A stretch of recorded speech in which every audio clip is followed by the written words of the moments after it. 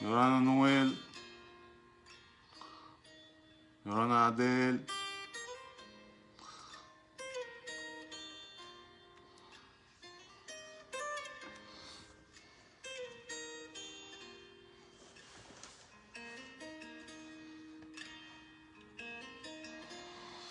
Commence dans 1 minute. Atouari, Yorana. Attends, je vais gratter mon dos.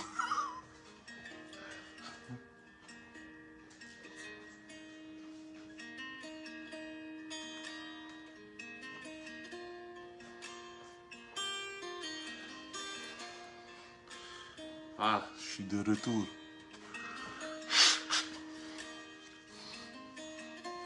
Aturu te mana.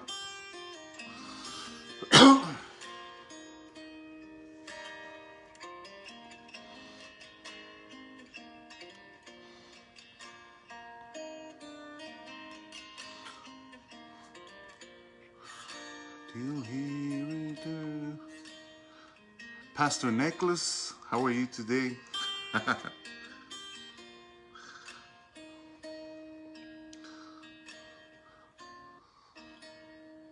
Voilà, je vais commencer par une prière et après on va commencer notre étude. Hein. Voilà. Et le son, ça va? Ok, mettez un compte si le son c'est bon. Hein. Voilà. Alors, Seigneur mon Dieu Tout-Puissant, que ton nom soit glorifié, que ton nom soit béni. Je voudrais te remercier pour cette journée et te remercier pour ta grâce. Merci de nous avoir bénis cette semaine. Merci de nous emmener dans ces moments ici pour partager ta parole. Seigneur, nous voulons te rendre gloire et nous voulons te connaître de plus en plus. Merci pour tout. Que ton nom soit glorifié. Bénis, aide-moi à porter ce message. Aide aussi les personnes à ouvrir leur cœur. Seigneur, nous sommes juste là pour toi et pour partager ces moments avec toi. Gloire et honneur te soient rendus dans le nom de Jésus-Christ. Amen. Léon, Léon. Ok, Madou Atouari. Voilà. Attends, je prends mes notes. Voilà, il y aura tout le monde. Donc, attends, je rapproche. Voilà, il y aura tout le monde et bienvenue déjà. Bonne fête des pères à tout le monde. Voilà, c'est dur d'être papa jusqu'à ce qu'ils aient 18 ans après. Va chercher un boulot là. Voilà, il commence à payer là. Hein. Voilà, donc aujourd'hui, nous allons parler de Jude. Hein. Et nous avons fait l'Ancien Testament, nous avons fait toute la Genèse. J'espère que la Genèse, c'est votre livre préféré maintenant. Et vous savez que Jude, c'est mon livre préféré. Parce qu'il n'y a que, il y a que 25 versets. Voilà. Il n'y a que 25 versets. Et c'est court. C'était mon livre préféré. Hein. C'était mon livre préféré. Mais Jude est aussi quelque chose qui est très, très précis. Et quelque chose qui est... En fait, c'est un livre qui a été écrit dans le 1er siècle, mais maintenant qui aussi nous parle. Hein. Enfin, toute la Bible. Mais...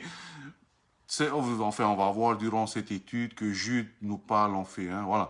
Juste d'abord une petite vue sur Jude. Qui est Jude?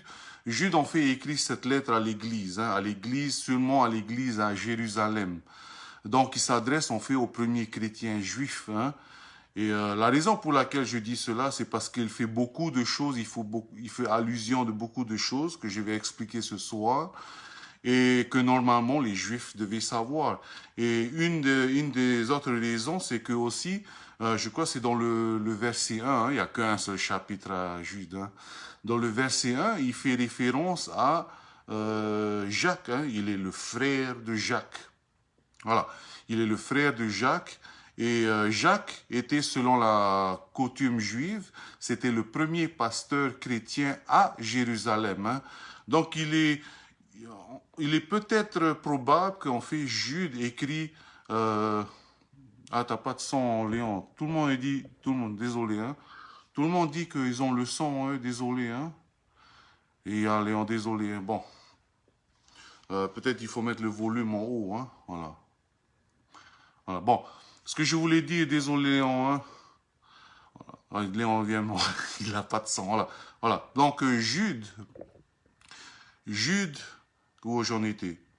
Voilà, Jude s'adresse en fait, et il fait référence au verset 1 à Jacques, il est le frère de Jacques. Jacques était connu selon la culture et l'histoire juive comme étant le premier pasteur chrétien à Jérusalem. Et maintenant, Jude écrit cette lettre et il dit qu'il est le frère de Jacques. Donc, il est très probable de dire que Jude a écrit cette lettre juste après la mort de Jacques. Hein. Jacques, qui était en fait le premier pasteur chrétien, on l'a jeté on l'a jeté d'un bâtiment et il n'est pas mort, et quand il est tombé, on l'a battu à mort.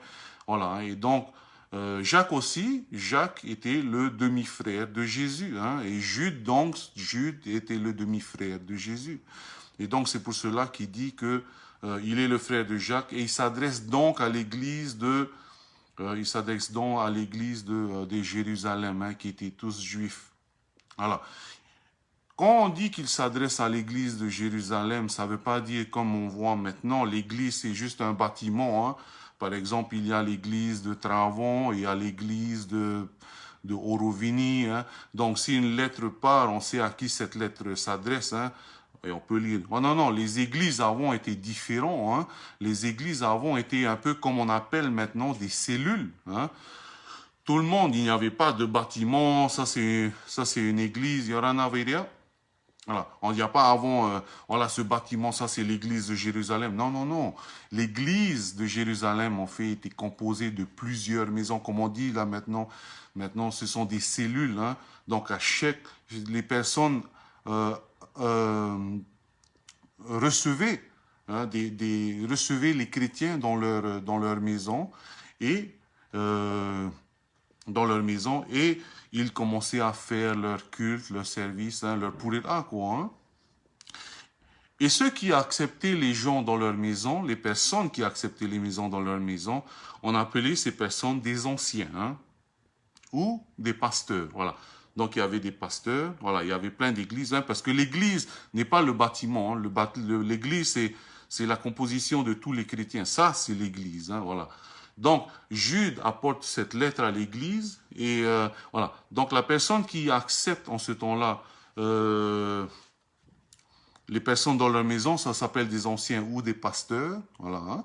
Donc si dans des cellules par exemple, celui qui accepte la personne dans sa maison et cette personne partage la parole de Dieu, celui-là, bibliquement parlant, selon la coutume selon l'église du premier siècle, cette personne-là est aussi un pasteur. Hein. Le pasteur, c'est pas juste, voilà, par rapport à Paul ou Jude, eux, c'était des apôtres, hein, voilà, hein, c'est différent. Maintenant, il y a plus, je crois pas, d'apôtres, parce que les apôtres,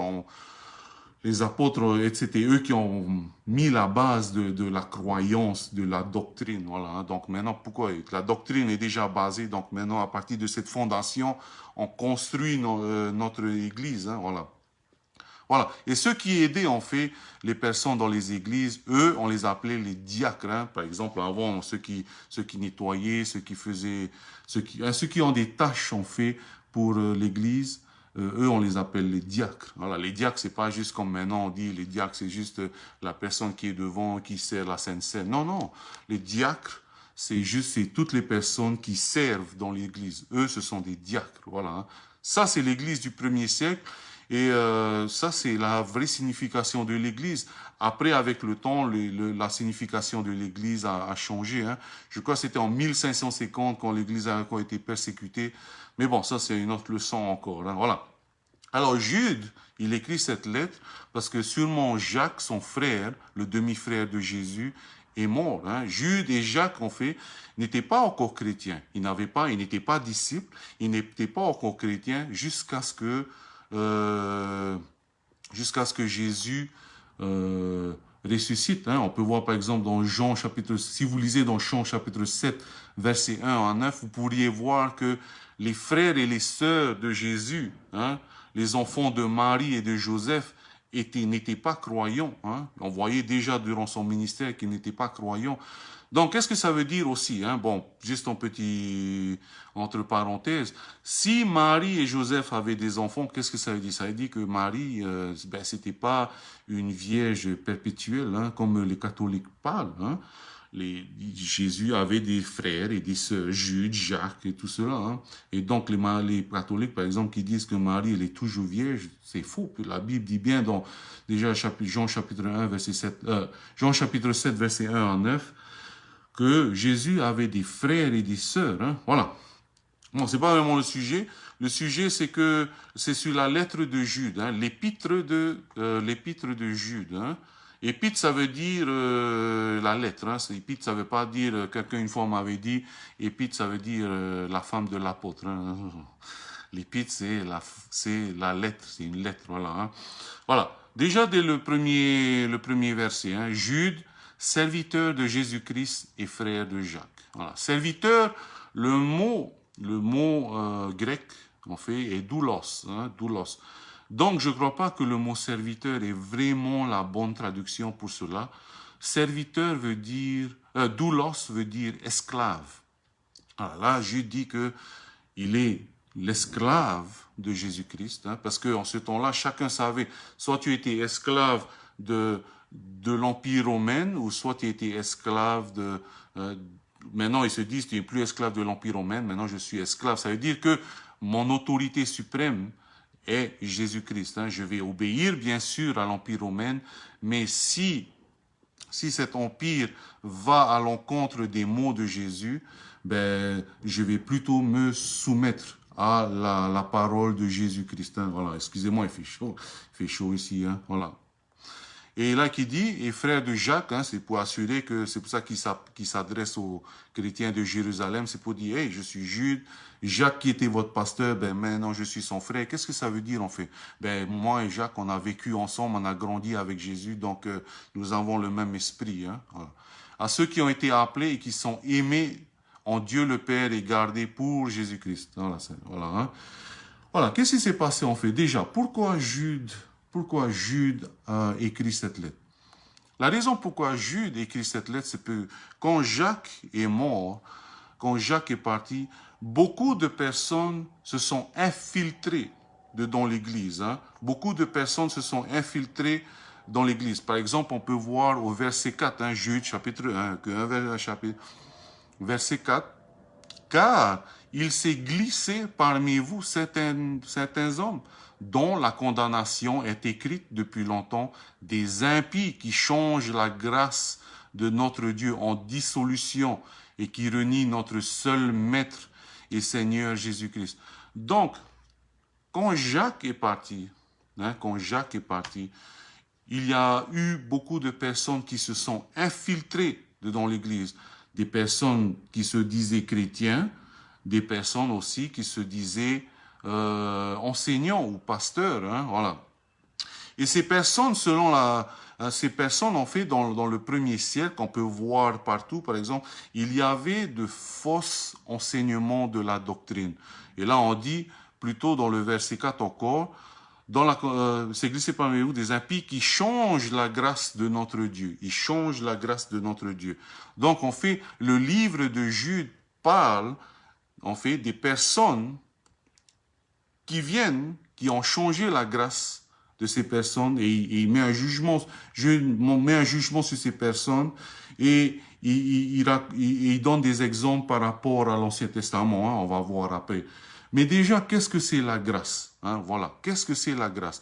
Pour vraiment reconnaître, par exemple, si vous avez une fausse monnaie, hein, comment est-ce que tu peux reconnaître une fausse monnaie? Une fausse monnaie peut se reconnaître par rapport à la vraie monnaie. Hein. Donc, il faut bien connaître la vraie monnaie avant de reconnaître la fausse monnaie. Hein.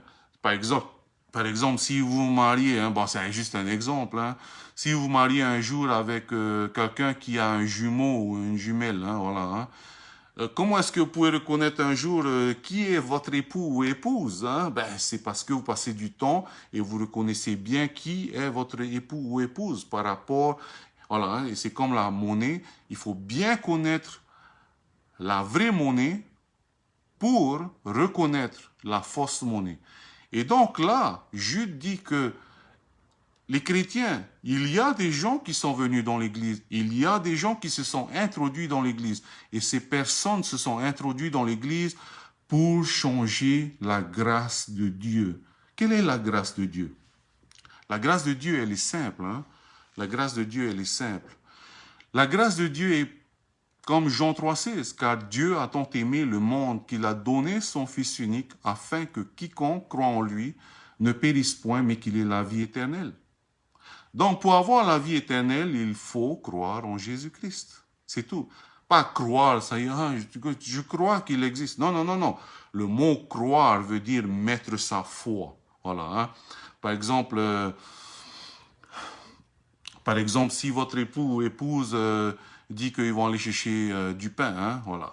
Hey, sinon, je vais aller récupérer, époux et épouse disent qu'ils vont aller récupérer les enfants à l'école. Hein. Vous avez mis votre confiance en votre époux ou épouse. Hein. Par exemple, si de temps en temps, c'est les grands-parents ou les neveux et les nièces, hey, je vais aller en chercher. Hein. Bon, de temps en temps, on ne sait même pas s'ils vont aller chercher à l'heure ou s'ils vont vraiment aller chercher jusqu'à ce que tu aies un coup de fil de l'école et il faut que tu viennes récupérer tes enfants. Non, la foi, c'est vraiment avoir une confiance entre son époux ou épouse. Voilà, ça c'est croire, le mot de Jean 3,16, croire. Voilà, je crois en mon époux, je crois en mon épouse pour qu'elle va chercher les enfants. Voilà. Donc la grâce est ça. La grâce est que tu crois en Jésus-Christ. Que tu crois que quand Jésus-Christ a dit, si tu crois en moi, tu es sauvé. C'est simple, hein? Voilà. Si tu crois en moi, tu es sauvé. Ça, c'est la grâce. Je répète, car Dieu a tant aimé le monde qu'il a donné son Fils unique. Qu'est-ce qu'il a dit donner? Donner, c'est un don. Hein? Un don ne se mérite pas. Hein? Si tu as quelque chose parce que tu mérites, ça ne s'appelle plus un don, hein? Ça ne s'appelle plus un cadeau. Ça s'appelle une récompense. La grâce, nous sommes sauvés par la grâce. La grâce n'est pas une récompense. La grâce est un cadeau. C'est tout. Donc, c'est donné gratuitement aux gens qui croient en Dieu. C'est tout. Malheureusement que là, par exemple, dans Jude, à l'époque de Jude, il y avait beaucoup de personnes et beaucoup de juifs qui se sont introduits encore dedans l'église. Des juifs comme à Rome, par exemple, des juifs qui venaient commencer à emmener leur loi encore. Hein. Une des raisons, c'est une des mains, hein, une des choses qu'ils ont introduit dans l'église, ils ont emmené leur loi. Hein, qu'il faut se circoncire encore si tu veux être sauvé, hein, il faut se circoncire. Si tu dois être sauvé, tu dois être baptisé d'eau, hein, voilà. Mais non, hein, non. Par exemple, aujourd'hui, on dit il faut être baptisé pour être sauvé. Non, pas être baptisé d'eau, il faut être baptisé du Saint-Esprit. Être baptisé d'eau, c'est juste un commandement que Dieu donne, hein. C'est comme une offrande, voilà. Tu veux montrer à tout le monde, baptise-toi d'eau. Mais pour être sauvé, comme le voleur à la croix, il a été baptisé du Saint-Esprit parce qu'il a reconnu Jésus. Voilà, hein. Comme Zachée, il a accepté Jésus dans sa maison. Et qu'est-ce que Jésus il a dit? Le salut est entré dans ta maison. Est-ce qu'on a dit que Zachée a été se baptiser d'eau? Non. Est-ce que le voleur à la croix a dû aller se faire baptiser d'eau? Non. Même Paul a dit aux Corinthiens tout ça. Hey, faut arrêter aussi de baptiser les morts, hein. Faut arrêter de baptiser les morts. Alors, parce que eux, ils croyaient que le baptême d'eau sauvait. Donc, ils se disaient, même si on baptise les morts, ben, eux aussi, ils vont être sauvés. Non. La grâce, c'est simple. La grâce, c'est juste un don de Dieu. Le don, c'est simple. C'est quand tu crois seulement. Alors, quand Jude dit maintenant à l'église à Jérusalem, c'est bientôt fini. Jude dit maintenant à l'église de Jérusalem, la grâce, c'est ça. Hein? Les gens connaissent la grâce. Hein? Ils ont connu, ils sont venus avec Jésus, ils ont eu l'enseignement de Jacques. Jacques, il a vécu avec Jésus. Ils ont entendu, ils ont vu Jésus durant son ministère. La grâce, c'est un don. Maintenant, ça s'applique aussi à nous maintenant. S'il y a des personnes, des églises qui commencent à vous dire « tu dois faire ça pour entrer dans le royaume des dieux, pour devenir un enfant de Dieu », c'est plus la grâce, ça devient une récompense là maintenant. La grâce, c'est quelque chose que tu donnes. Si on te dit que tu dois donner, je te donne un exemple, si on dit que tu dois obéir le sabbat, par exemple, hein, si tu n'obéis pas au sabbat, hein, par exemple, je connais une religion qui dit si tu n'es pas, si tu obéis pas au sabbat, hein, tu vas à l'église le dimanche, ça c'est la marque de la bête, hein, c'est ce qu'ils croient, hein, non. C'est plus un cadeau, ça devient une récompense. Il y a d'autres qui disent il faut se baptiser d'eau, hein, ou il faut faire partie de leur église, hein. Témoin de Jéhovah, Mormon, hein, n'importe qui, hein, voilà. Si tu fais pas partie de leur église, tu peux pas entrer dans le royaume des cieux. Voilà, tu vois, ça, comme Jude parle, il change la grâce de notre Dieu. Hein. Il y a d'autres qui disent, si tu donnes pas ta dîme, il faut donner ta dîme. Voilà, non. La grâce, il n'y a plus d'obligation. Voilà, il n'y a plus d'obligation, la grâce. Tu es libre. Tu es libre maintenant. Maintenant, c'est ça. Pourquoi tu es libre? Pourquoi Dieu veut te donner la liberté? Parce que la grâce, avec la grâce, vient la vraie liberté. Voilà. Le plus grand commandement de Dieu est que tu aimes ton Dieu de tout ton cœur, de toute ton âme et de toute ta bonté. Et c'est la raison pourquoi Dieu nous a donné la grâce, qui nous a rendu libres. Pourquoi? Imaginez que vous mettez un fusil sur votre époux ou épouse. Aime-moi, aime-moi. Hein? Est-ce que c'est le vrai amour? Non, ce n'est pas le vrai amour. Donne ta dîme sinon tu ne vas pas aller en enfer. Non, ça c'est pas le vrai amour, c'est pas la vraie grâce. La vraie grâce c'est maintenant, le vrai amour, c'est que tu es libre d'aimer Dieu maintenant. Et ça, c'est le vrai amour. Si on te dit tu dois faire ça, tu dois faire ci, tu dois faire ça pour entrer dans le royaume des cieux, non. Non. Mais Dieu te donne la liberté maintenant de l'aimer librement, de l'aimer librement. Et quand tu aimes Dieu librement, tu veux faire des choses pour lui faire plaisir. Hein? Tu donnes ton offrande de ton cœur. Pas 10%. De temps en temps, ça va à 5% peut-être. 1%, tu donnes avec ton cœur. De temps en temps, c'est 90%. Hein? Tout dépend.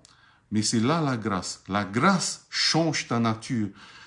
Je crois que j'en ai parlé un peu un vendredi là. J'ai dit, la question est-ce que tu es par rapport à ce que tu fais? Ou ce que tu fais détermine qui tu es? Selon la Bible, tu dois naître de nouveau pour changer ta nature.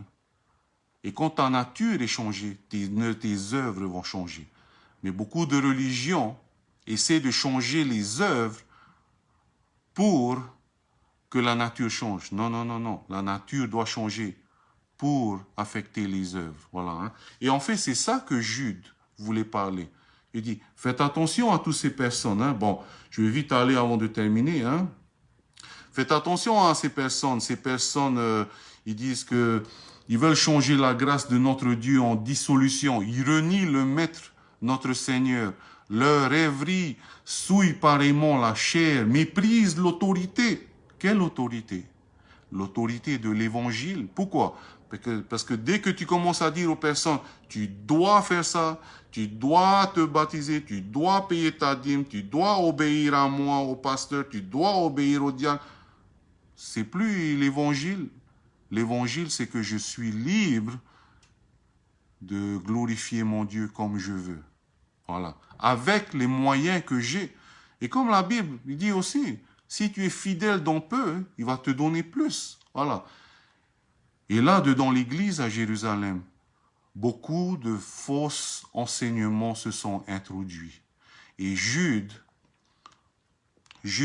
est en train d'avertir les chrétiens. Faites attention, souvenez-vous de la vraie grâce.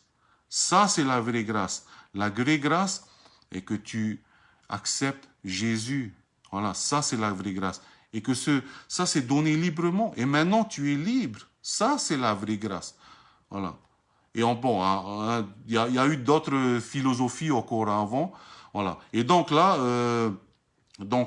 Jude aussi fait référence à, il fait référence à beaucoup de, par exemple au verset, attends, je cherche dans mes mains, voilà, je suis bientôt là, voilà. Par exemple, il dit, hey, il faut mettre ces personnes dehors. Il faut pas que ces personnes soient comme il est écrit ici. Il faut pas il faut pas que ces personnes suivent l'exemple de Caïn. Hein. Caïn, qu'est-ce qu'il avait fait? Il n'avait pas obéi à ce que Dieu a dit. Hein. Voilà. Ces personnes, comment dire, Dieu décrit ces personnes-là. Ces personnes sont en train de suivre les gens comme Caïn, que ce Caïn n'a pas voulu vraiment suivre ce que Dieu a voulu dire, mais Abel a suivi ce que Dieu a dit, mais pas Caïn. Et Caïn savait ce que Dieu a voulu, mais il n'a pas fait. Donc, il dit, faut pas suivre Caïn. Caïn, il a désobéi volontairement. Et il dit aussi, il faut pas suivre les gens comme Balaam. Hein. Balaam, qu'est-ce qu'il a voulu faire en fait? Balaam, c'est une histoire, je crois, c'est dans Nombre. Hein. Balaam a voulu gagner de l'argent. Et qu'est-ce qu'on a dit? Si tu voulais aller voir ton argent, tu devras maudire Israël. Mais il savait que Dieu avait béni Israël. Donc, qu'est-ce qu'il fallait faire pour que Israël soit maudit? Il fallait que Dieu maudisse alors Israël. Donc, Balaam a changé, a emmené certaines personnes dans l'idolâtrie. Et là, Dieu a maudit Israël. Hein, voilà. Et malheureusement, il est mort juste après, mais il a essayé de manipuler Dieu. Voilà. Hein. Donc, Dieu dit, hey, faut pas aussi que tu sois comme Caïn, désobéissance. Faut pas que tu sois comme Balaam. Par exemple, Balaam, il a voulu manipuler les gens pour son propre gain. Il dit aussi, il faut pas que tu sois comme Corée. Hein. Corée, c'était une personne c'était sûrement le grand frère de Moïse. Et il a dit, hein, selon Corée, il a dit, hey, je suis le grand frère, je suis plus âgé que Moïse. C'est moi qui devrais, emmener Israël. C'est moi qui devrais conduire Israël. Hein, voilà, voilà. Et donc, qu'est-ce qu'il a fait? Il a quitté. Donc, Corée était là et il voulait ce pouvoir. Voilà. Donc, Dieu dit, il faut pas être comme ces personnes-là. Hein?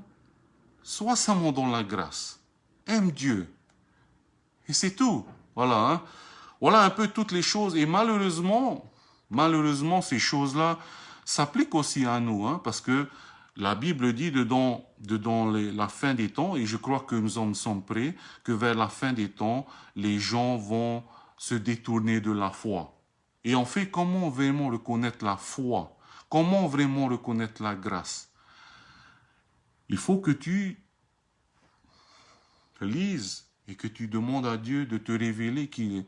Tu ne peux pas connaître la parole de Dieu. Tu ne peux pas connaître ton époux ou ton épouse si ton époux et ton épouse ne te parlent jamais. Hein.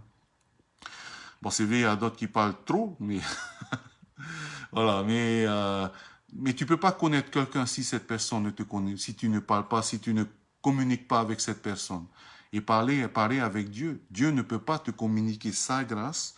Dieu ne peut pas te communiquer l'évangile et connaître vraiment qui il est si tu ne communiques pas avec lui. Il te parle dans sa parole. Et tu dois lire sa parole, tu dois entendre sa parole pour reconnaître si vraiment à l'église, ces pasteurs, ces diacres, ces anciens enseignent vraiment la grâce de Dieu.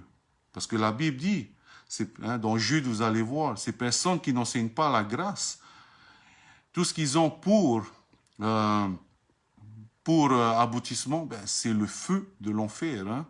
Voilà. Hein. Voilà un peu pour ce soir. Ça, c'était Jude.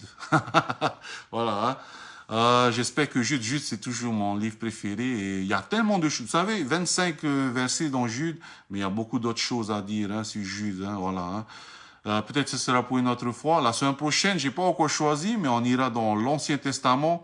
Je crois qu'on va peut-être passer par l'Exode, comme on a fait Genèse. Peut-être on va faire l'Exode, à moins que Dieu me dise quelque chose d'autre. Hein. Mais on sera dans l'Ancien Testament. Donc on fait ancien, nouveau. Et à la fin, peut-être dans 50 et quelques semaines, on sera toute la Bible, hein, voilà. Voilà, hein. Voilà. J'espère que ça vous a enseigné, que ça vous a aidé un peu. N'oubliez pas que de bien lire la parole de Dieu, de bien reconnaître les vrais des faux enseignements, hein. Voilà. Je vais terminer par une prière et après on va se quitter, hein, voilà. Voilà, merci Seigneur pour ta grâce et merci Seigneur pour ta bonté.